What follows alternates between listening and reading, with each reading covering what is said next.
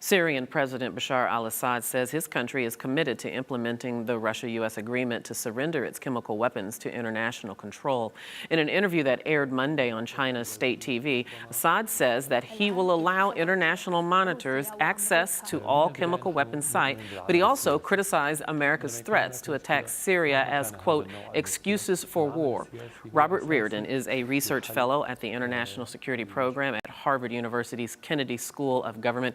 He joins us via Skype from Cambridge, Massachusetts. Thank you so much, Dr. Reardon, for being here with us. I do appreciate it.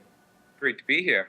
Now, Assad has pledged to abide by the agreement. He says that he has already submitted the list, said that he would abide by the agreements, allow the inspectors to go in and inspect. However, he and Russia have opposed the effort to attach military consequences if he does not, and Russia can do this because of their veto power with the UN Security Council. So are we left just to take his word for it? Well, it's interesting because in the U.S.-Russian agreement, there is mention of passing a UN Security Council resolution under Chapter 7, which is the part that would authorize use of force. So the United States did drive apparently a very hard bargain when it negotiated the U.S.-Russian pact. So it'll be interesting to see what exactly comes out of the UN Security Council. It certainly will. And of course, in this same interview, one way or another, the United States. No, go ahead. Finish your thought. One way or another, the United States is not going to drop the threat to use military force. I mean, that's in the eyes of Washington. That's the one card that they have to play against Assad. That's the one way that they can keep the pressure on, and I can't imagine Washington giving that up. Indeed, indeed. I was just going to ask you about this. In the same interview that we referenced in the intro to this segment that Bashar al-Assad gave to China's state television, he also warned that the rebels would try to block the inspectors' efforts to get to these chemical weapons sites. Is there validity there, or is that just some elaborate way of his to stall the whole process? Right. It's not a veiled threat at all, is it?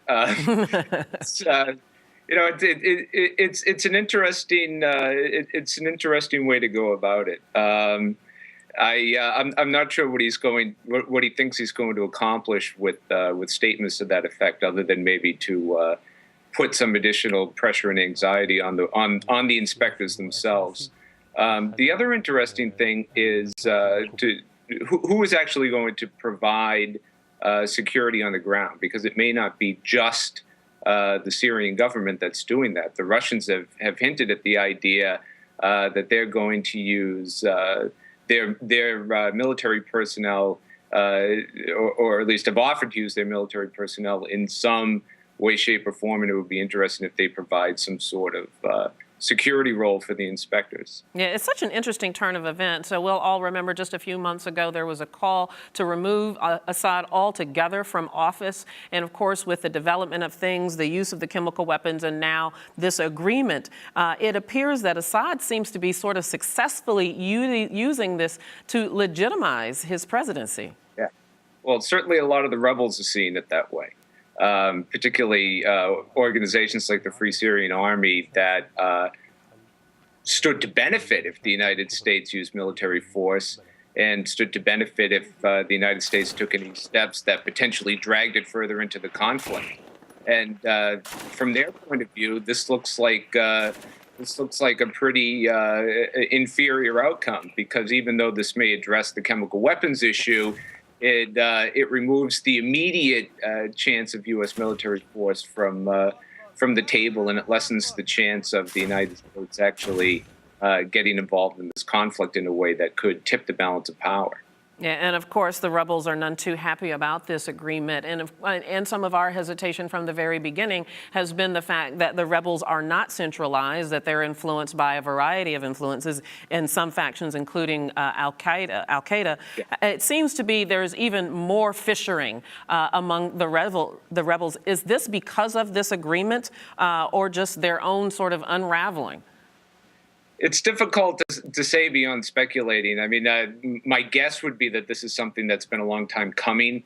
There has always been the basis for these disagreements Some of the things that you've seen recently taking place in the north of Syria, where al-Qaeda linked groups have actually taken control of a town that the Free Syrian Army was in control of before.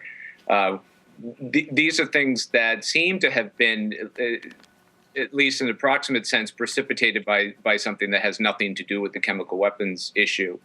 But again, this is something interesting to see how this will play out, because on the one hand, this could potentially give the West more of an incentive to get involved, because they may look at the Free Syrian Army or other relatively secular or moderate factions in the opposition as more attractive to back because they've distanced themselves from extremists.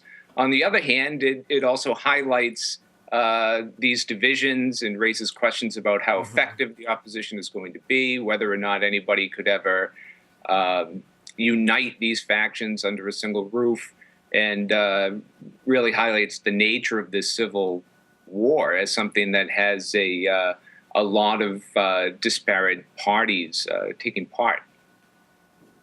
Let me ask you about this, Dr. Reardon. You know, the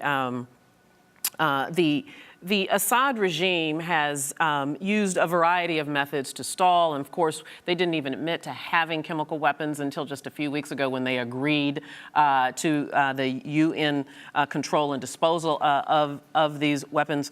Is there a path forward that would allow some sort of I don't think you could use the word normal diplomatic relations, but less volatile relations between Syria and the U.S. and U.S.'s allies, particularly Israel? This is such a difficult situation, because when you look at it, it seems like there's really no decent chance, at least in the near term, of an outcome that is in U.S. interests or in the interests of U.S. allies. This is probably something that's going to be going on a long time. I can't imagine that there is going to be some sort of final settlement to this.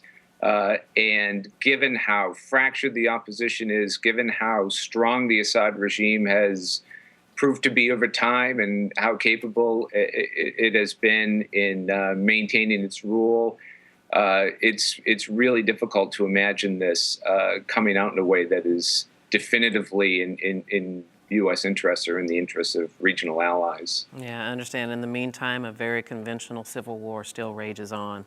Dr. Robert Reardon, thank you so much for your time and expertise. We do appreciate it. Thank you.